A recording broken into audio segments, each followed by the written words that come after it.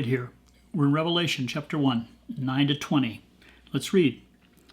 I, John, your brother and fellow partaker in the tribulation and the kingdom and the perseverance in Jesus, was on the island called Patmos because of the word of God and the witness of Jesus. Why would John emphasize himself so much, I, John? What motive could he possibly have for doing that? Then he identifies himself as your brother, basically saying, if you're a follower of Jesus, so am I. But also a fellow partaker of what? Three things. Well, tribulation. Well, everybody suffers. Sometimes we cause it ourselves, sometimes others cause it, but there seems to be a special tribulation that John is referring to that occurs only in the lives of those who follow Jesus. He's referring probably to some of the things he's already written in his own gospel, that if you love Jesus, the world will hate you, and that will cause you as a follower of Jesus problems. But then he says he's also part of the kingdom of Jesus. So that would imply what? That there's two kingdoms, the world's kingdom and Jesus' kingdom, and he's at least in one, if not both. Okay? And all of the implications of what a kingdom is like, with a king and subjects and rules and regulations and etc. But then he says he's also has taken part in the perseverance. He has experienced the tribulation and he hasn't quit. Now, why would that be important to the people reading what he wrote, to other believers whom he's going to tell this story to? Why would that be important to them?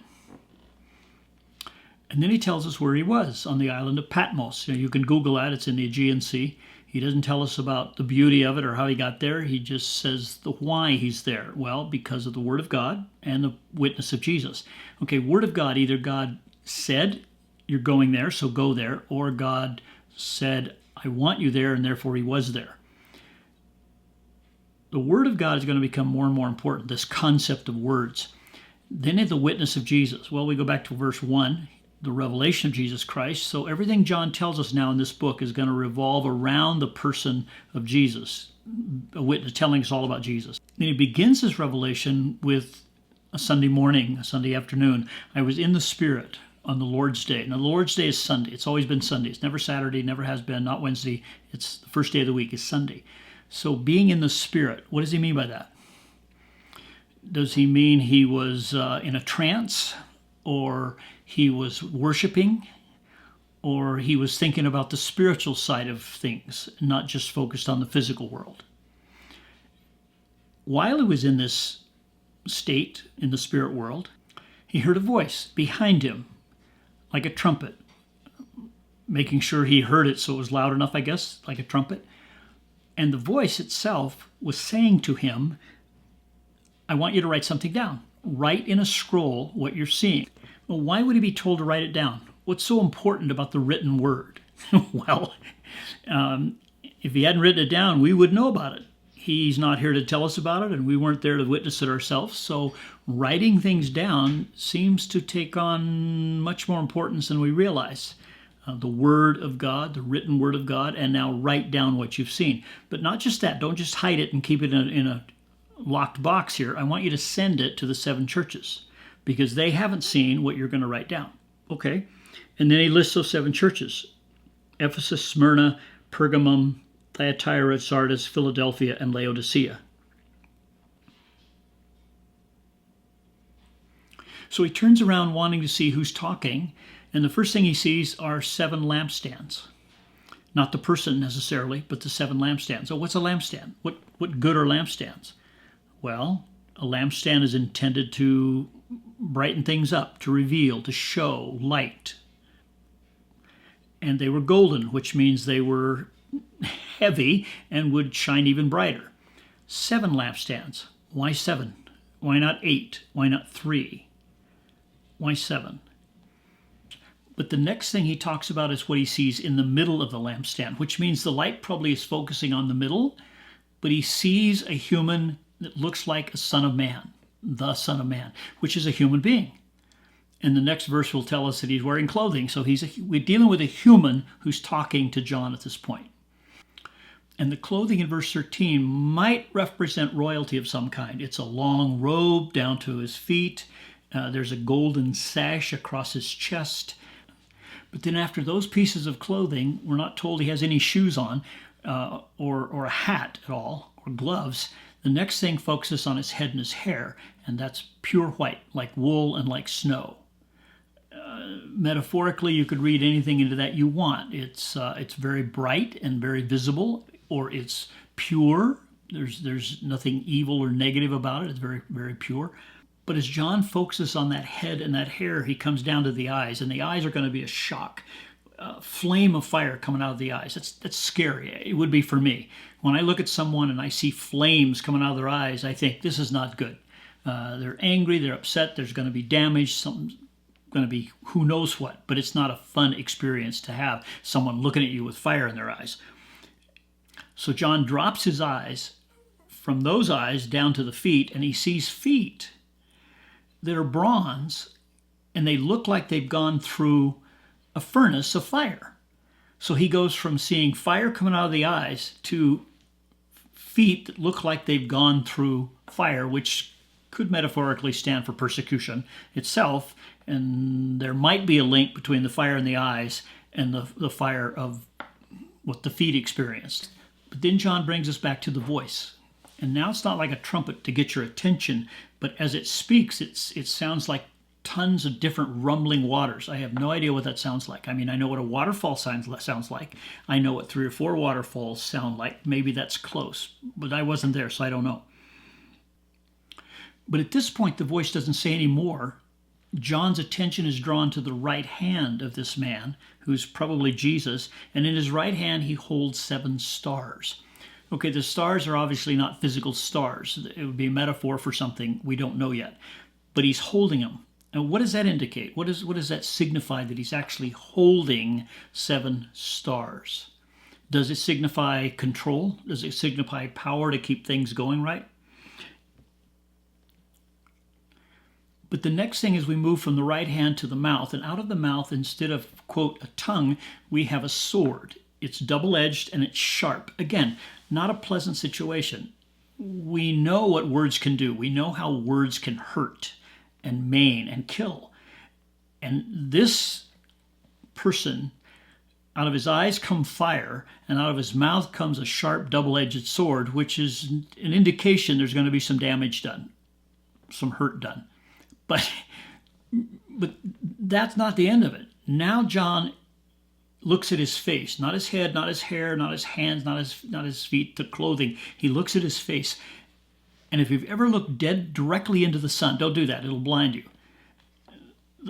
It's blinding. It's just exploding light all over the place. And you got to back away.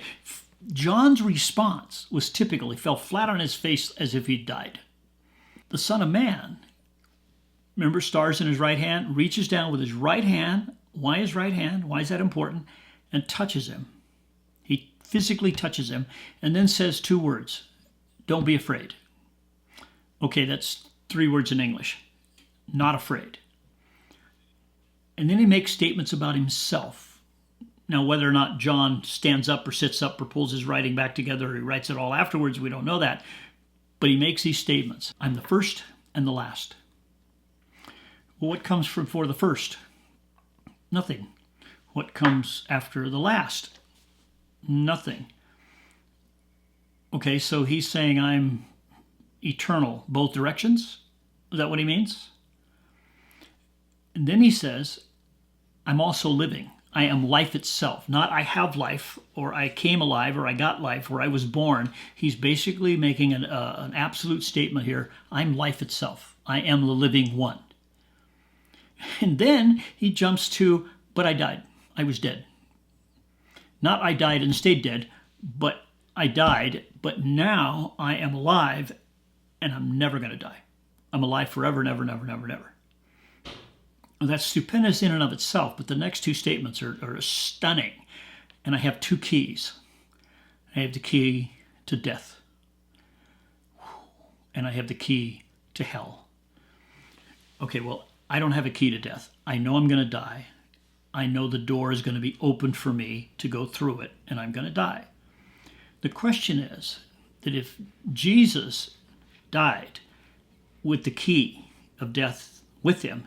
So when he got in, he could unlock it and get back out. Will he unlock the door of death for me to come back out? I want that. I want that. The second key is key to hell. I don't want to know what's behind that door. I don't want Jesus to unlock it for me. I don't want to take a peek in at all. It seems to say, agree or disagree, that he will unlock that door. Some people will go into it. He will lock that door and they can't get out because they don't have the key. Now, keys represent what? Control, power, access to something nobody else has. And Jesus has the two probably most important keys he could ever state in this context, death and hell. Now, we could talk about the key to heaven or the key to something positive. These aren't positive in the sense that nobody likes death, nobody likes hell, and yet Jesus has the key to both of them. So after the shock in John of falling flat on his face as if he was dead, and then he's touched and pulled back, and Jesus tells him, I have the keys, the most important keys ever. He says, and John, I want you to write this all down. Okay, remember I already said that once. I want you to write it down. I want you to write about what you've seen in the past. I want you to write down what you're seeing now, and I want you to write down what's coming. In verse 20, he says, and I had a mystery, the mystery of the seven churches, the mystery of the seven lampstands. What do they stand for? The mystery of the seven stars. What do they stand for? And Jesus calls it a mystery, meaning he's a good teacher. He gives us information that's not quite understandable and lets us process for a while, and then he gives us more information so we can understand it instead of answering questions we don't ask, which is a bad way to teach. So he says there's this mystery, two mysteries. One is seven stars. What are they? Well, they are angels. Now that might be messengers, that might be angels with wings. We're not really certain. But the lampstands are the churches. And the lampstand shines light. By correlation, the churches should shine. And the angels or messengers are somehow connection between the churches and Jesus. Good. Verses 9 to 20. What do we got?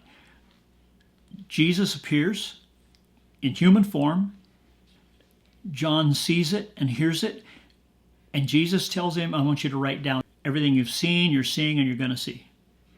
I, Jesus, am the first and the last. I am alive. I died. I'm alive again. I'm never going to die again. And John, I want you to write it all down. What you've seen, what you're seeing, and what you're going to see. And I'm going to tell you all about these seven messengers and seven churches in the next two chapters.